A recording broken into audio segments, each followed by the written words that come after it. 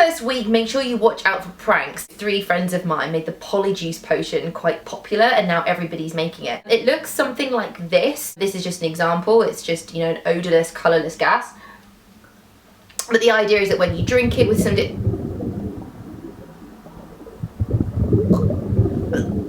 Oh, not again. Yeah, sorry about that. Just felt a little bit funny. What was I talking about? Okay, Polyjuice Potion. So it has the ability to change...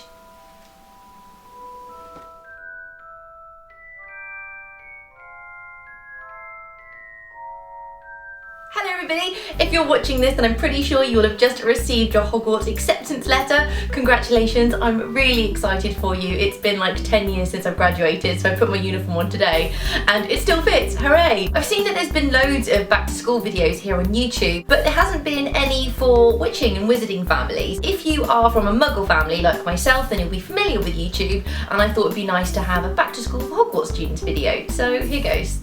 Let's talk pets. It's a really great thing to have a pet at Hogwarts, especially in the first year, because chances are it's the first time you've been away from home and it's nice just to have the company. Small animals like rats, lizards and toads are cool for first year because they're small, they're easy to practice transfiguration on, just don't tell your tutors I told you that. But when you get into the older years, not so cool. It's much better to have a cat or an owl. The only thing with cats though is that they leave fur everywhere, and if there's loads in a dorm room, honestly, they just scratch and it gets kind of smelly. An owl though, they look after themselves, they just stay in the owlery and they are useful, especially in third year if you're sending off for job applications, maybe the Ministry of Magic, your owl can do that for you. My owl is called Andrew and he's a tawny owl and he's absolutely brilliant. Andrew, no, Andrew. He was a little bit cheeky for the first year, but now I've got him under control and he's really calm. Andrew, no.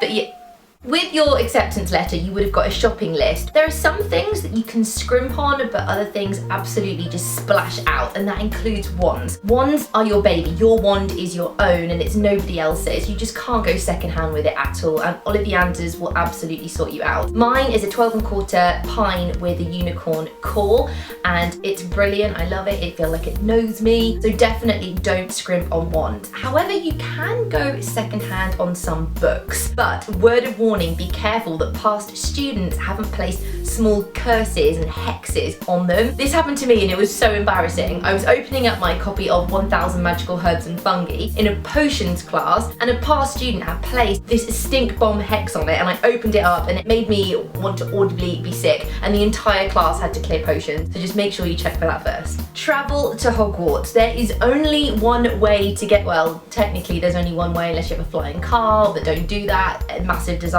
Friends of mine did that a couple of years ago and wasn't good. Platform 9¾ at King's Cross St Pancras is where you need to head. I find that most first years' main concern is running between platform 9 and 10, but honestly that's not the worst bit. The hard bit is getting to King's Cross St Pancras, especially if you're using Muggle transport. Now I'm going to let you into a little secret. It's something called TFL, Transport for London. Hang on a second. Okay, TFL is a website or an app which you spell APP. If you don't know what it is, ask a Muggle, they'll sort you out. Let me just check for tomorrow. When does it leave? 9 AM? Okay, there are severe disruptions on the Victoria line, which basically means it's going to be a nightmare getting to King's Cross, so don't use Muggle transport.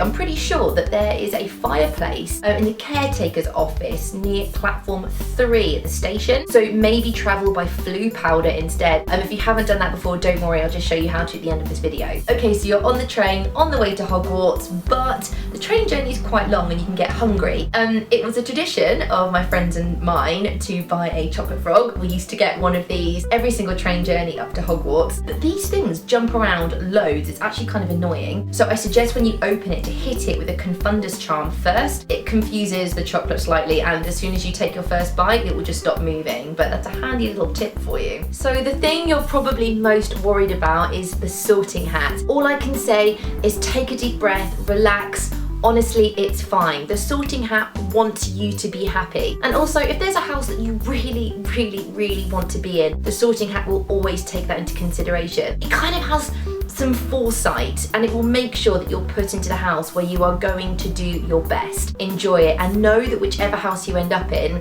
is going to be the best one for you. Okay? And breathe. That's it for my Back to Hogwarts guide. You are going to be absolutely fine. Just make sure you sort up on all of your magic spells and you're gonna have no problem at all. Good luck, and I'll see you soon. Bye.